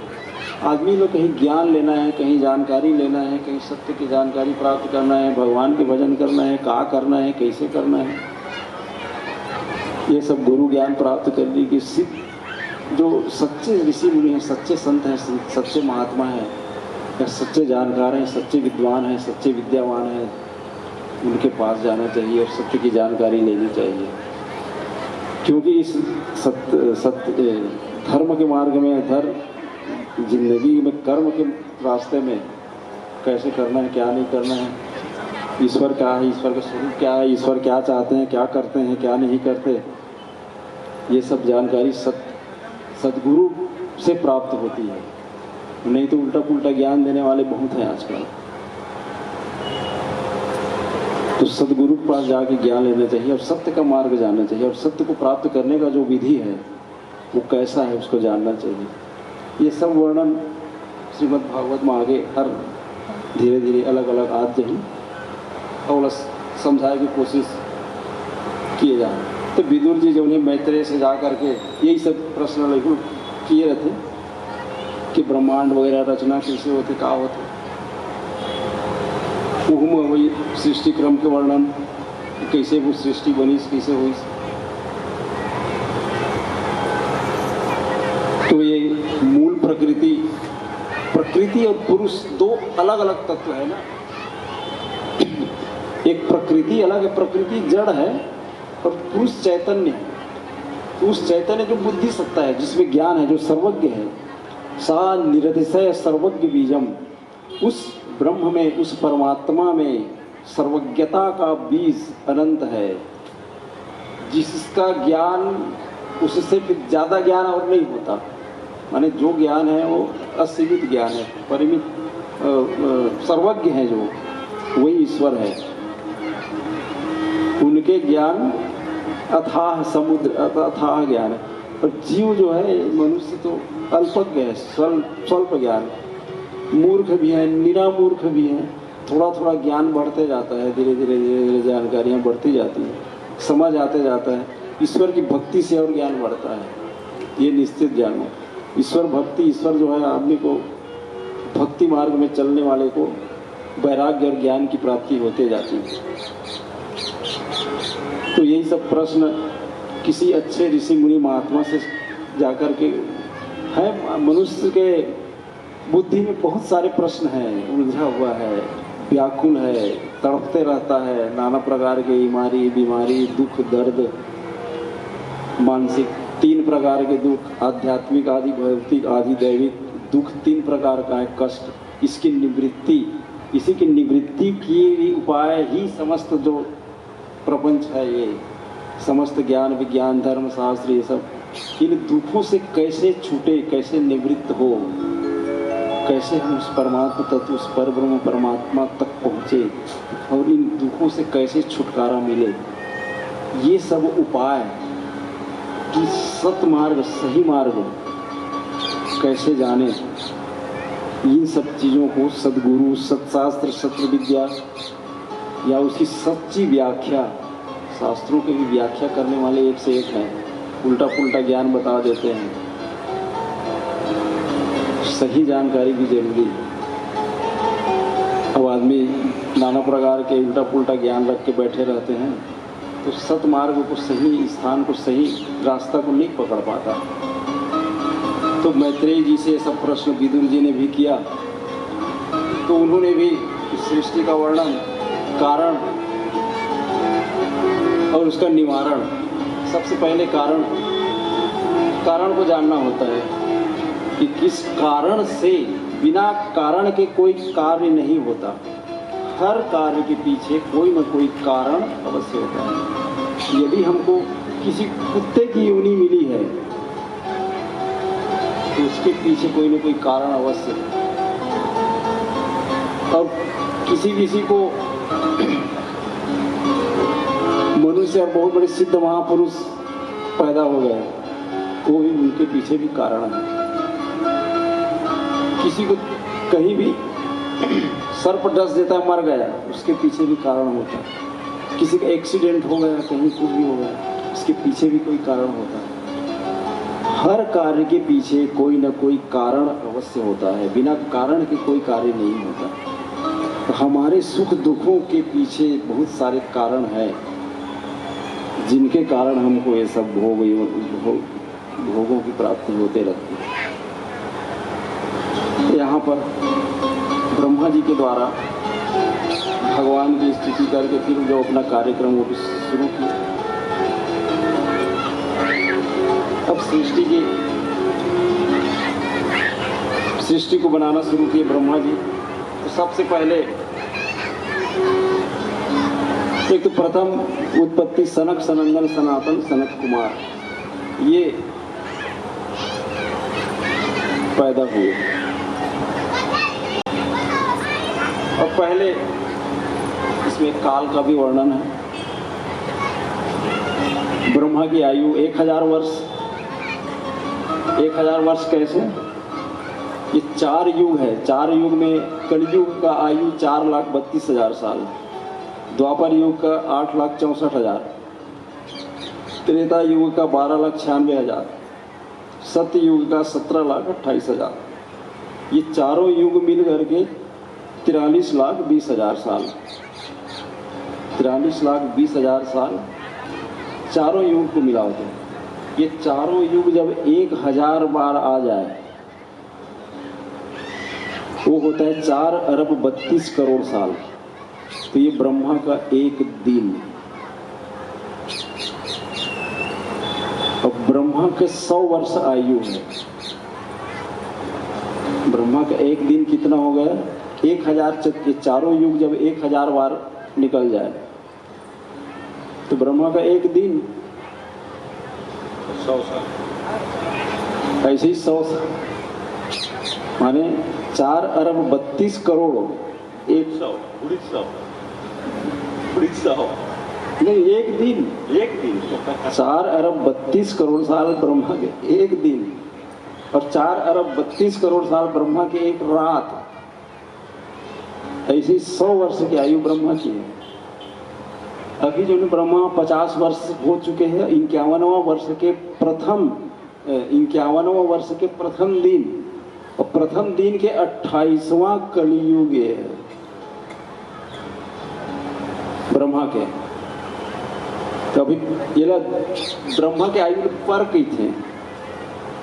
तो यह द्वितीय परार्ध आधल परार्ध माने 50 साल और उति परार्ध। तो द्वितीय परार्धे कई थे ना संकल्प मन। अब वैवस्वत मनवंतर यह 28वां कलियुग। और एक मनु के काल 71 चतुर्युग।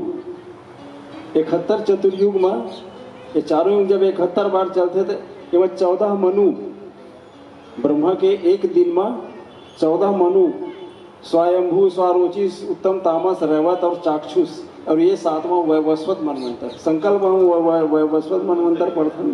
तो वैवस्वत मनवंतर के 28वां कलियुग है। और ब्रह्मा की आयु पर तो द्वितीय परार्धे माने 50 साल पूरा हो गए। 51वां साल के प्रथम दिन के वैवस्वत मनवंतर के 28वां कलियुग है। अब गुणा भाग तो मन समझ ले, अब मैं बता दिया। तो द्वितीय परार्धे ये जब 100 वर्ष हो जाए तो ब्रह्मा भी शांत हो जाए, ब्रह्मा भी समाप्त खत्म। ब्रह्मा की आयु ऐसे नहीं कि वो सदा के लिए खत्म कहानी, फिर नया ब्रह्मा। और वैसे ब्रह्मा ऐसे नहीं, एक ठन नहीं, एक अरबों खरबों ब्रह्मा। ये तो अनंत है ना, अनंत में अनंत ब्रह्मा, अनंत ब्रह्मांड। ब्रह्मांड तो एक ही अनंत है। ये इसमें अनेक आकाश गंगाएं हैं जो एक एक ब्रह्मांड का स्वरूप है। ये सब आकाश गंगाएं ये जो अरबों खरबों तारे, ये बहुत विस्तृत है ये सृष्टि, थोड़ा मोड़ा नहीं है। उस परमात्मा को, उस परब्रह्म परमेश्वर को जानने की या उस तक पहुंचने की या उसके कार्यों को समझने की क्षमता इसमें, इस बुद्धि में नहीं है। ईश्वर वो काम करते हैं जो मनुष्य नहीं कर सकते, और जो काम मनुष्य कर सकते हैं उस काम को ईश्वर नहीं करते। हमको ईश्वर ने उत्पन्न कर दिया, बाकी काम तुम्हारा। अब कहो कि ईश्वर हमारे लिए घर बनाए, मोर खाना बनावे, मोर सेवा करे, ये काम ईश्वर का नहीं है, ये समझ लो। तो जो काम मनुष्य कर सकते हैं ईश्वर उसको नहीं करते, जो काम मनुष्य नहीं कर सकते उस काम को ईश्वर करते हैं। इसलिए हम ईश्वर के काम को, जहाँ मनुष्य का सोच जहाँ समाप्त हो जाता है वहाँ से ईश्वर का कार्य शुरू होता है। ईश्वर छोटी मोटी हस्ती नहीं है, वो अनंत है, अनंत शक्ति है, अनंत सामर्थ्य है, अनंत ज्ञान है, अनंत सृष्टियां रचते रहते हैं। ऐसा भी नहीं है कि अभी सृष्टि रचे हैं, अभी कहीं सृष्टि रच रहे होंगे, कहीं सृष्टि समाप्त हो रही होगी, कहीं पृथ्वी मिट रही होगी, कहीं पृथ्वी बन रही होगी, कहीं आकाश गंगाएं नष्ट हो रहे होंगे, कहीं आकाश गंगाएं बन रही होगी। ये सृष्टि इतनी विस्तृत है, इतना विशाल है, इतना समझ से परे है। इसलिए उस ब्रह्म को सिर्फ भजन से ही जाना जा सकता है। माला फेरत युग गया, गया न मन का फेर, कर का मन का डार के, मन का फेर। कैसे प्रभु तूने कायनात बांधे, कैसे प्रभु तूने कायनात बांधे।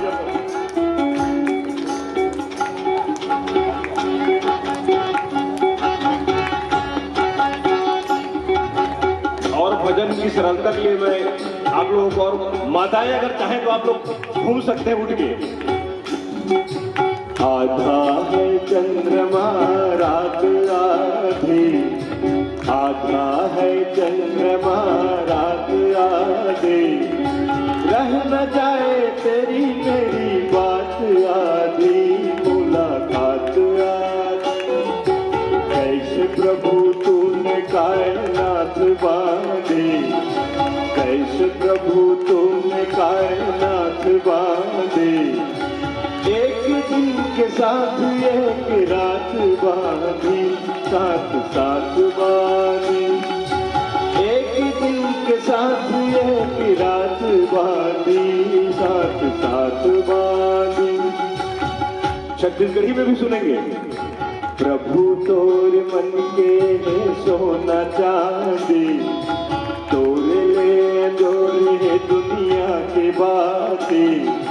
प्रभु तोर मन के सोना चांदी, तोर ले अंजोरे दुनिया के बातें।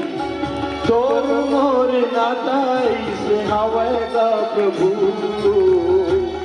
जैसे डोंगा माझी या माझी, जैसे डोंगा माझी, जैसे दिया उबाती।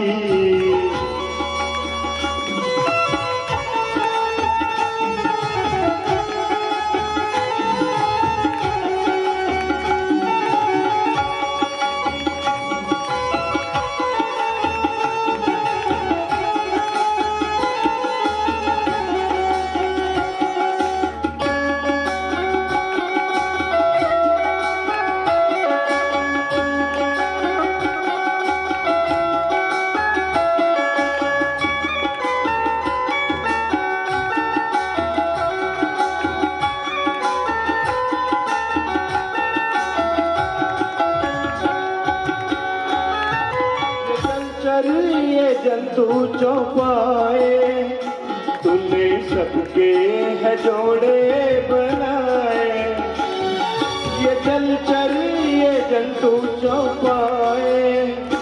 तूने सबके है जोड़े बनाए, राग और रागनी, नाग और नागिनी, राग और रागनी, नाग और नागिनी। साथ स्त्रियों के पुरुषों की साथ बानी, आता है चंद्रमा रात आगे, आता है चंद्रमा रात आगे।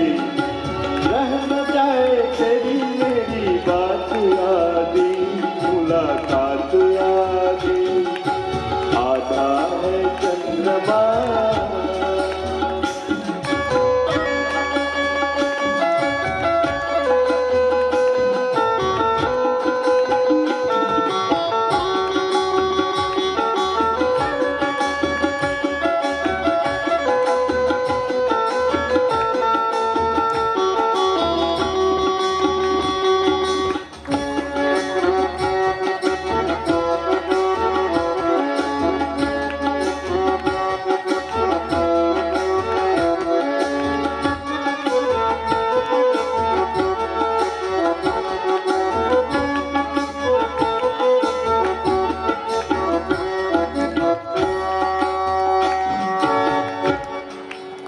मेरे साथ में सभी लोग गाएंगे थोड़ा सा।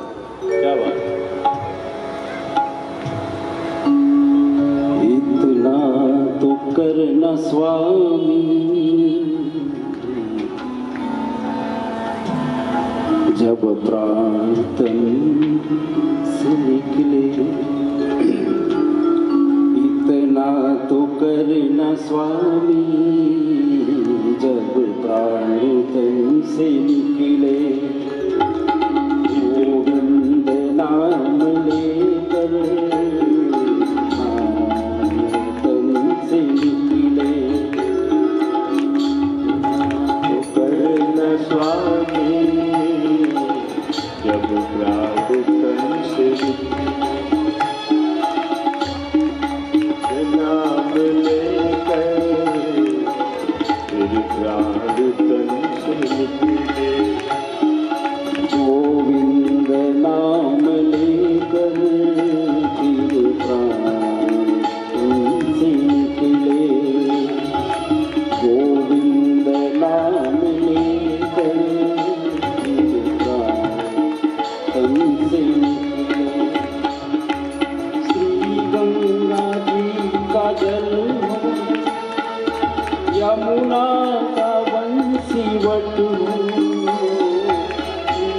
गंगा जी का तट हो, यमुना का बंसीवट हो। बिन सावरा निकट हो, जब प्राण तन से निकले। जब सावरा निकट हो, जब प्राण तन से निकले। श्री वृंदावन का फल हो, तुलसी दल हो। श्री गंगा जी का तट हो, यमुना का बंसीवट हो। श्री गंगा जी का तट हो, यमुना का बंसीवट हो। मेरे सावरा निकट हो, जब प्राण तन से निकले।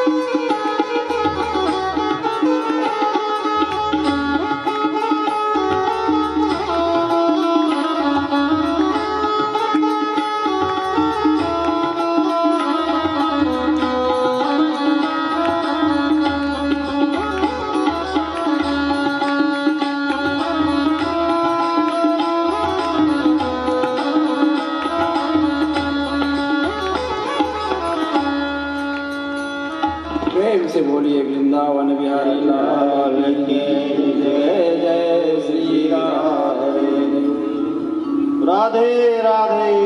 आज कथा यही विश्राम देते हैं। कल जो है करदम ऋषि की कथा, देवहूति करदम की, और मनुष्य की, इस जीवात्मा की मुक्ति का क्या उपाय है और मोक्ष मार्ग का वर्णन, कपिल देव जी का जन्म, उसके द्वारा बताया हुआ सांख्य और कर्म योग, भक्ति योग, ज्ञान योग, इसकी कथा विस्तृत में। सती चरित्र और ध्रुव चरित्र की कथाएं कल होंगी, तो कल अवश्य आप लोग श्रवण करें। और आज की कथा जितनी बताई गई है कल पूछा जा सकता है प्रश्न में, इसको भी थोड़ा ख्याल रखिएगा। आज क्या क्या कथा बताई गई है उसको ध्यान रखिएगा। आज की कथा पाठ और पीछे सपाट ना हो, वरना भागवत श्रवण थोड़ा भजन का आदमी के सजत ले भागवत भाई आओ।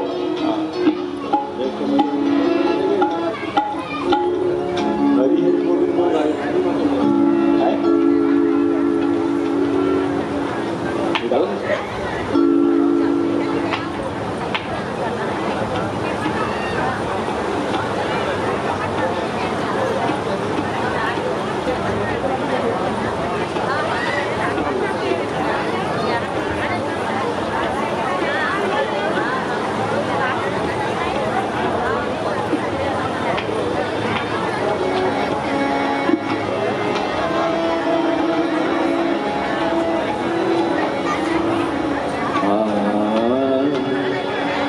राम नाम के हीरे मोती मैं बिखराऊं गली गली, ले लो रे कोई राम का प्यार लगाऊं गली गली।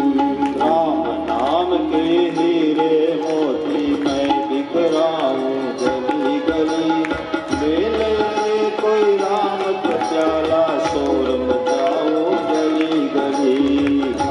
नाम के हीरे मोती मैं बिखराऊं, राम नाम के हीरे मोती मैं बिखराऊं गली गली, ले लो रे कोई राम का प्याला शोर मचाओ गली गली। राम नाम के हीरे मोती मैं बिखराऊं गली गली, ले लो रे कोई राम का प्याला शोर मचाओ गली गली।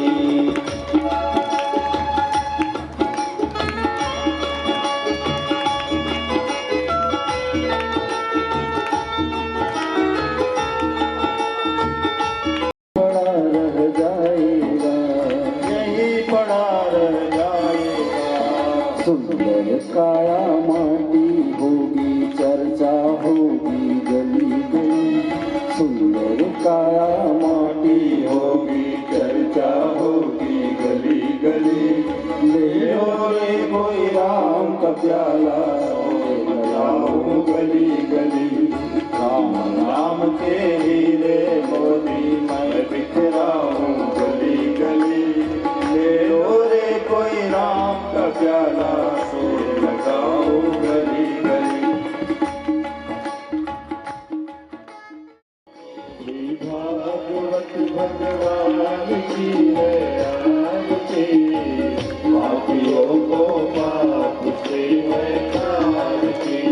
भागवत भगवान की है आरती, पापियों को पाप से है आरती। ये अमर ग्रंथ, ये मुक्ति पंथ, ये पंचम वेद निराला, नव ज्योत जगाने वाला। ये अमर ग्रंथ, ये मुक्ति पंथ, ये पंचम वेद निराला, नव भक्त जगाने वाला। हरि गान यही, हरि गान यही, हरि नाम यही, वरदान यही। गाने वाला, हरि दर्श कराने वाला। ये शांत गीत पावन पुनीत, पापों को मिटाने वाला, हरि दर्श दिखाने वाला। ये सुख करनी, ये दुख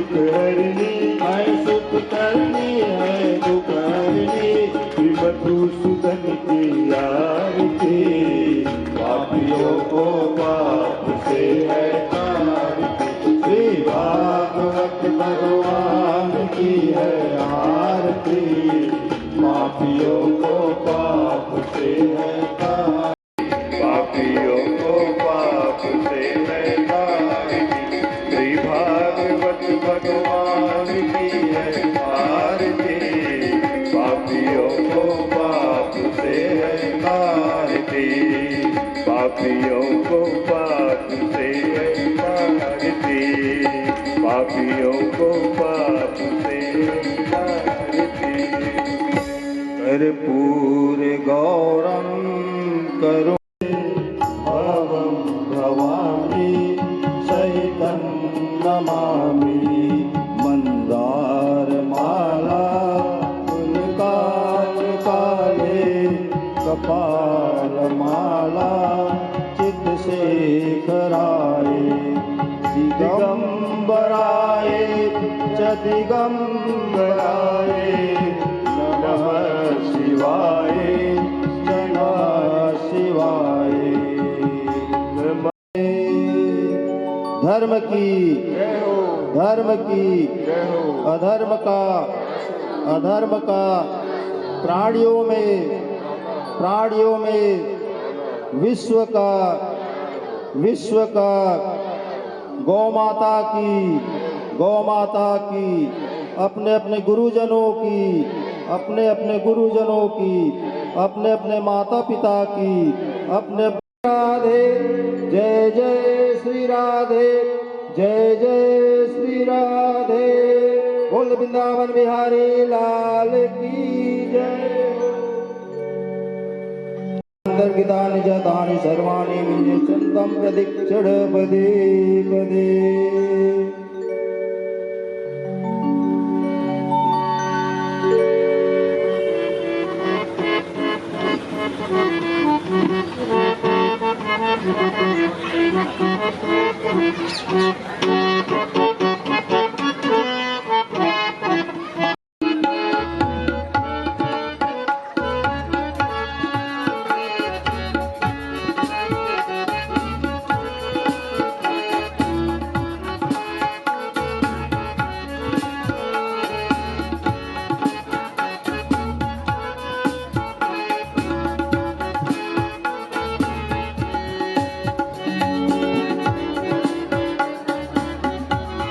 यत्र पूर्वे साध्याः सन्ति देवाः ॐ राजाधिराजाय प्रसादाय नमो वयं वैष्णवाय कुर्महे समे कामाय वहं कामेश्वरो वैष्णवो ददातु कुबेराय वैष्णवाय महाराज। ओम विश्वतकृता विश्वतो मुखो विश्वतो बाहुरुद विश्वतिष्पात् संबाहुभ्यं दं दिशं पतत्रय द्वावा भूमि जननेन देव एकः तत्पुरुषाय विद्महे नारायण धीमहि तन्नो विष्णुः प्रचोदयात् तत्पुरुषाय विद्महे एकदन्ताय धीमहि तन्नो दन्ती प्रचोदयात्। कायेन वाचा मनसेन्द्रिय बुद्ध्यात्मना वानुसूक्ष्मभावत्। बोल वृंदावन बिहारी लाल की जय। श्री लक्ष्मी नारायण भगवान की जय। श्रीमद् भागवत महापुराण की जय।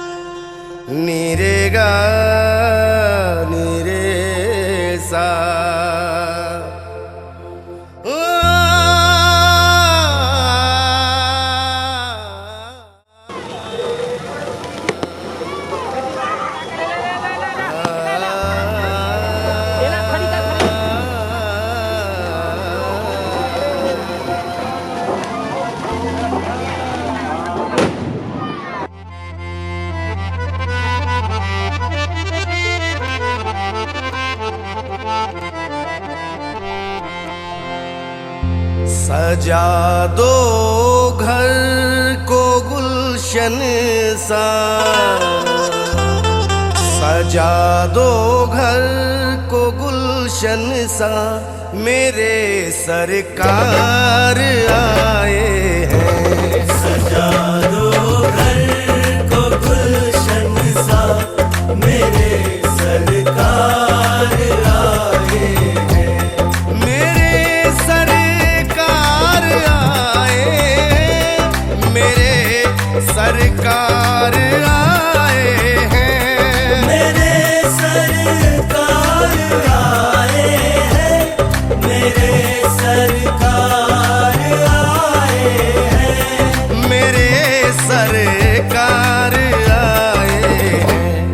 लगे कुटिया भी दुल्हन सी, लगे कुटिया भी दुल्हन सी, मेरे सरकार आए हैं। सजा दो घर को गुलशन सा, मेरे सरकार आए हैं।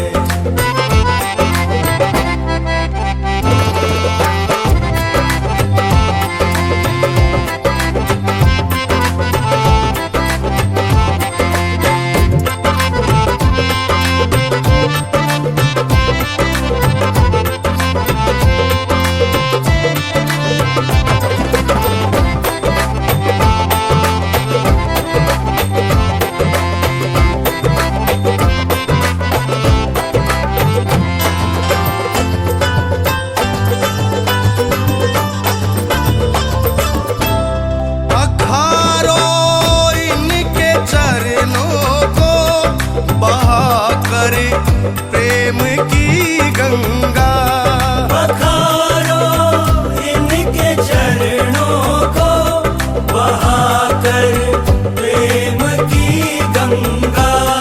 पखारो इनके चरणों को, बहाकर प्रेम की गंगा।